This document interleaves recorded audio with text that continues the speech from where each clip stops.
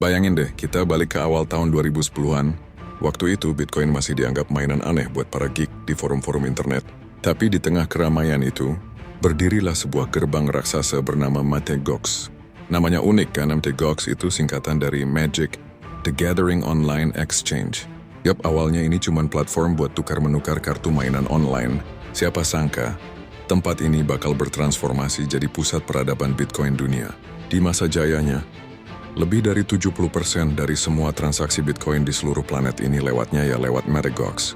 Kalau Bitcoin itu kita ibaratkan emas digital, maka Mt. Gox ini adalah brankas utamanya. Semua orang percaya, semua orang nitipin kunci aset mereka di sana. Mungkin terlalu percaya. Dan disinilah kesalahan pertama dimulai. Lihat Mt. Gox ini dijalankan secara terpusat dan sistem keamanannya, aduh, kalau kita nilai pakai standar sekarang itu lebih cocok buat ngamanin warnet daripada sebuah bank global. Private key atau kunci pribadi para pengguna itu nggak dikelola dengan baik. Audit internal hampir nggak ada.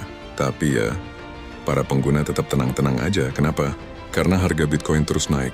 Dan saldo yang mereka lihat di layar akun mereka kelihatan aman-aman aja. Masalahnya layar itu bisa berbohong. Tanpa ada yang sadar, selama bertahun-tahun Bitcoin di dalam Mt. Gox itu perlahan-lahan menghilang.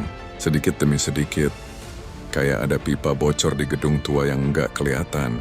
Awalnya nggak ada yang sadar, sampai akhirnya tagihan air datang dan bikin semua orang kaget. Nah, puncaknya di awal tahun 2014, gerbang raksasa itu mulai macet. Pengguna mau narik dana tapi ditunda terus. Alasannya macam-macam, alasan teknis lah, inilah, itulah. Mereka bahkan pakai istilah keren transaction malleability. Kedengerannya sih pinter, tapi sama sekali nggak bikin hati tenang.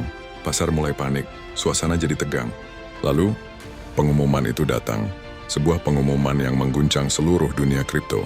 Mt. Gox menyatakan, telah beli 52.000 Bitcoin telah hilang. Right, blenyap.